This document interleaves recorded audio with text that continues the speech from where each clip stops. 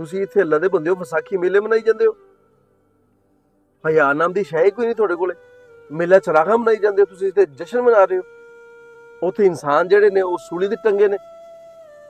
ਜ਼ਰਾ ਗੌਰ ਕਰੋ ਨਾ, ਤੁਹਾਡੇ ਆਪਣੇ ਬਾਲਾਂ ਦੇ ਨਾਲ ਅਗਰ ਕੋਈ ਏਦਾਂ ਦਾ ਮਾਮਲਾ ਹੋਵੇ, ਘਰ ਦੇ ਵਿੱਚ ਤੁਹਾਡੇ ਕੋਲ 4 ਬਾਲ ਨੇ, ਚਾਰਾਂ ਦੇ ਚਾਰੇ ਥੋੜੇ ਮਰ ਜਾਣ, ਉਹਨਾਂ ਨੂੰ ਕਤਲ ਕਰਤਾ ਜਾਵੇ, ਫਿਰ ਵੀ ਤੁਸੀਂ ਜਸ਼ਨ ਬਹਾਰਾਂ ਇੱਥੇ ਮਨਾਓਗੇ? ਫਿਰ ਵੀ ਤੁਸੀਂ ਆ ਕਰੋਗੇ ਜੋ ਕੰਮ ਕਰਦੇ ਪਏ ਹੋ?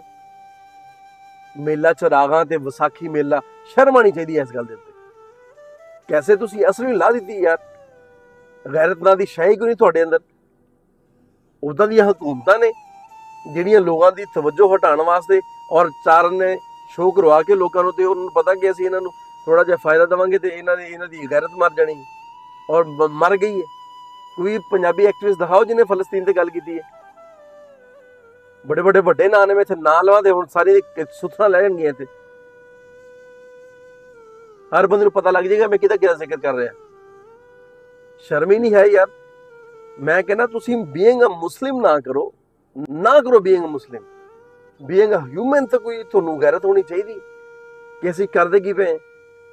ਲੋਕਾਂ ਦੇ ਬੱਚੇ ਮਰੀ ਜਾਂਦੇ ਨੇ ਉੱਥੇ। ਤੁਸੀਂ ਅੱਲਾ ਦੇ ਬੰਦੇ ਹੋ, ਜਿੰਨੇ ਤੁਹਾਡੇ ਕੋਲ ਪਲੇਟਫਾਰਮ ਨੇ, ਤੁਸੀਂ ਸਾਰੇ ਗੱਲ ਕਰੋ, ਉਹਨਾਂ ਦੀ ਚੀਜ਼ਾਂ ਦਾ ਬਾਈਕਾਟ ਕਰੋ, ਉਹਨਾਂ ਦੇ ਪ੍ਰੋਡਕਟਸ ਦਾ ਵੀ, ਔਰ ਨਾਲ ਖੜੇ ਹੋ ਜਿਵੇਂ ਵੀ ਤੁਸੀਂ ਖੜੇ ਹੋ ਸਕਦੇ ਹੋ।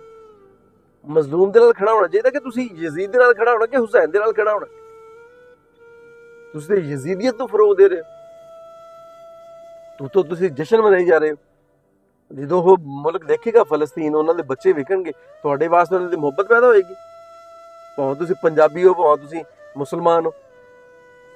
ਰਾਜਾ ਰਣਜੀਤ ਸਿੰਘ, ਅਹਿਮਦ ਖਾਨ ਖਰਲ, ਇਹਨਾਂ ਦੇ ਅਸੀਂ ਯੋਮੇ ਵਿਸਾਲ ਵੀ ਮਨਾਉਂਦੇ ਹਾਂ, ਇਹਨਾਂ ਦੇ ਯੋਮੇ ਪੈਦਾਇਸ਼ ਵੀ ਮਨਾਉਂਦੇ ਹਾਂ। ਇਹਨਾਂ ਦੇ ਕੈਸੇ ਕੈਸੇ ਅਸੀਂ ਕਰਤੂਤਾਂ ਕਰਦੇ ਹਾਂ।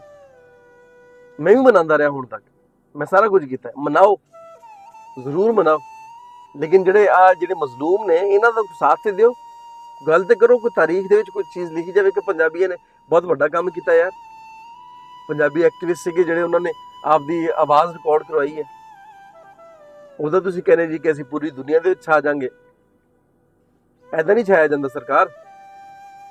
ਉਹ ਕੰਮ ਕਰੋ, ਔਰ ਜਿੰਨੇ ਵੀ ਚੈਨਲਸ ਨੇ ਪੰਜਾਬੀ, ਆਪਦਾ ਹਿੱਸਾ ਪਾਉਣਾ ਚਾਹੀਦਾ ਉਹਨਾਂ ਨੂੰ ਕਿ ਅਸੀਂ ਫਲਸਤੀਨ ਵਾਸਤੇ ਖੜੇ ਹੋਈਏ, ਅਸੀਂ ਫਲਸਤੀਨ ਦੇ ਬੱਚਿਆਂ ਦੇ ਵਾਸਤੇ ਖੜੇ ਹੋਈਏ। ਬੇੜਾ ਗਰਕ ਕਰਕੇ ਰੱਖ ਦਿੱਤਾ ਉਹਨਾਂ ਨੇ। ਤੁਸੀਂ ਇਸਰਾਈਲ ਦੇ ਨਾਲ ਖੜੇ ਹੋ, ਤੁਸੀਂ ਅਮਰੀਕਾ ਦੇ ਨਾਲ ਖੜੇ ਹੋ, ਤੁਸੀਂ ਕੈਨੇਡਾ ਦੇ ਨਾਲ ਖੜੇ ਹੋ। ਤੁਹਾਨੂੰ ਆਪਣੇ ਲਾਲਚ ਨੇ ਕਿ ਮੈਨੂੰ ਅਮਰੀਕਾ ਦਾ ਵੀਜ਼ਾ ਮਿਲ ਜਾਵੇ, ਮੈਨੂੰ ਕੈਨੇਡਾ ਦਾ ਵੀਜ਼ਾ ਮਿਲ ਜਾਵੇ, ਮੈਨੂੰ ਆਸਟ੍ਰੇਲੀਆ ਦਾ ਵੀਜ਼ਾ ਮਿਲ ਜਾਵੇ, ਕੋਈ ਸਿੱਖ ਬੁਲਾ ਲਵੇ ਉੱਧਰ। ਚੰਗਾ ਤੁਸੀਂ ਸਿੱਖਾਂ ਨੂੰ ਬੇਵਕੂਫ ਬਣਾਇਆ। ਐਸੇ ਕੰਮ ਕਰਦੇ ਹੋ ਯਾਰ ਤੁਸੀਂ।